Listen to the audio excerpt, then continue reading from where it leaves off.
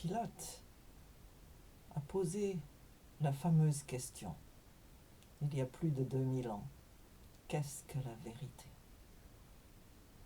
C'est une question qui a inquiété, embarrassé, poussé les gens, les scientifiques en particulier, à des recherches. La Terre est-elle plate? Est-elle ronde? Est-elle elliptique? L'horizon est-il si proche qu'il en a l'air? Et tant de questions. Et aujourd'hui, nous sommes bombardés d'informations que nous recevons de tous nos sens. Nous les entendons, nous les voyons, nous les lisons, nous les touchons. Et ces informations ne sont pas seulement personnelles. Nous recevons des informations de l'Internet, nous les recevons de nos livres, de nos enregistrements, des autres. Nous sommes bombardés d'informations. Que faisons-nous avec ces informations? Et c'est une des choses qui détermine notre carrière en tant qu'universitaire. Nous entendons et nous filtrons toutes ces informations. Nous rejetons celles qui sont de peu d'intérêt pour nous, tout au moins c'est ce que nous pensons, et puis nous gardons les autres. Et les médias aujourd'hui nous donnent la possibilité de les enregistrer, de les classer, de les ranger et de les retrouver toutes les fois que nous avons besoin de les réexaminer. La question est de savoir si ces informations sont vraies ou fausses, parce qu'il n'y a pas de entre-deux. Si je dis « il pleut », si quelqu'un me le dit, je regarde dehors et je vois où il pleut, où il ne pleut pas. Même si ce ne sont que des gouttes. Une averse, c'est de la pluie.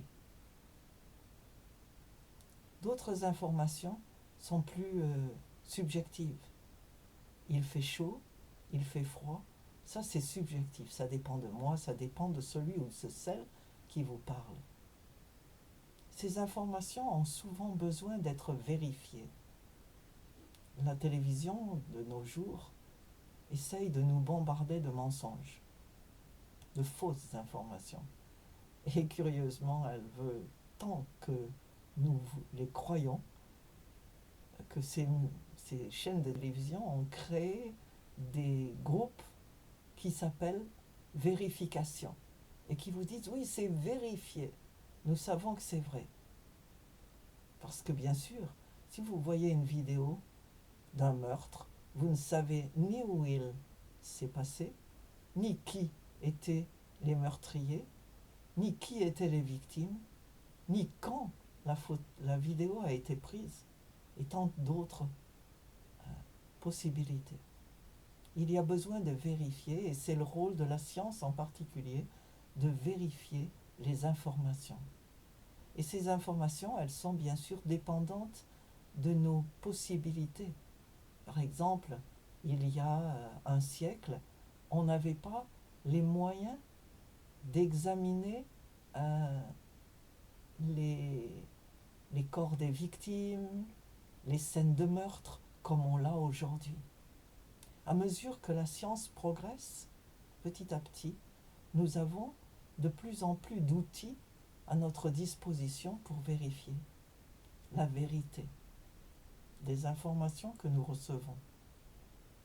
Mais même si la découverte n'est jamais permanente et complète, si les découvertes se succèdent et continuent à se succéder, il est de notre devoir et de devoir de tout scientifique de les partager. Par exemple, si vous faites une découverte dans le domaine des vaccinations, vous devez de partager cette découverte pour que les autres puissent bénéficier de ce plus et améliorer la situation dans le domaine de la santé. En termes de spiritualité, il y existe également des découvertes. Et si vous avez découvert Dieu, par exemple, de manière réelle dans votre vie, ce n'est pas subjectif. Si vous avez rencontré Dieu, c'est réel dans votre vie. Si Dieu vous parle, vous savez ce qu'il vous dit et comment est sa voix. Vous avez également le besoin, la nécessité de partager cette découverte, cette réalité avec les autres. Vous avez le devoir de discerner entre vérité et mensonge. Et une fois que vous savez quelle est la vérité, vous devez la partager. Parce que, comme Dieu l'a dit, la vérité vous rendra libre. Non seulement vous, mais tous ceux qui la connaîtront à leur tour. Si par exemple, je suis à la recherche d'un vendeur de viande en gros, d'une boucherie en gros, et que je trouve la meilleure boucherie du coin, celle qui donne de la très bonne viande à bas prix, je ne vais pas garder ça pour moi. Je vais le mettre sur les réseaux sociaux, je vais le dire à mes voisins, je vais leur dire pourquoi acheter du poulet qui n'est pas frais et qui est très cher dans le petit marché d'à côté, alors que vous pouvez avoir bien mieux à bas prix. Toute vérité est immanquablement partagée. Et je vous invite aujourd'hui à partager la vérité que vous avez découverte. Et si vous savez que quelque chose est vrai et que vous entendez qu'on vous dit des mensonges à ce sujet, contrez ces mensonges. Dites-leur je regrette. Sauf votre respect, ce que vous dites n'est pas vrai.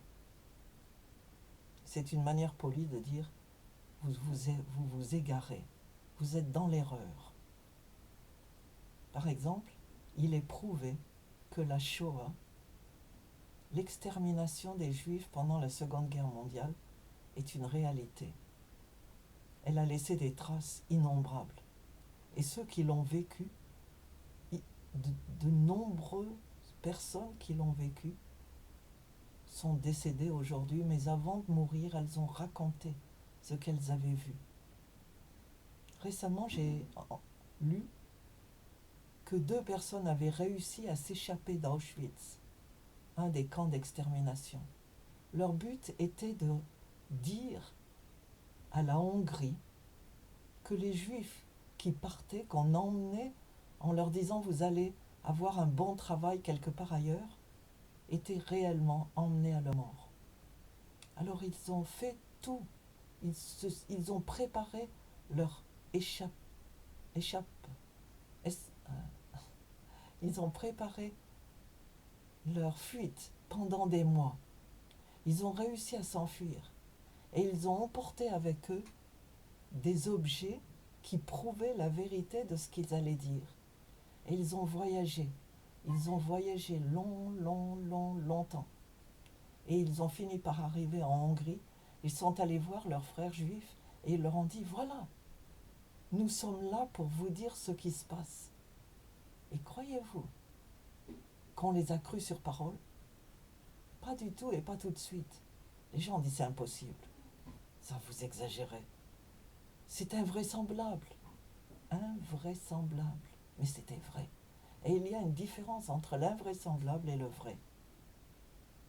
Donc, partagez la vérité, quel que soit le domaine dont vous avez été chargé. Pas celui seulement qui est le vôtre, mais toute vérité importante que vous avez découverte par la lecture, par les témoignages, par votre interaction avec les autres.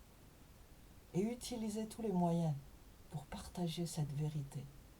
Parce qu'elle va enrichir les autres. Elle va les libérer de l'ignorance.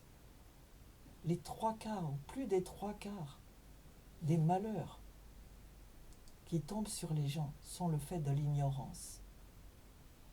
L'esclavage, la maltraitance sont pratiquement toujours le fait de l'ignorance. L'ignorance est une catastrophe, un fléau. Luttez, luttez contre l'ignorance à tout prix. Et commencez par vous-même. Instruisez-vous.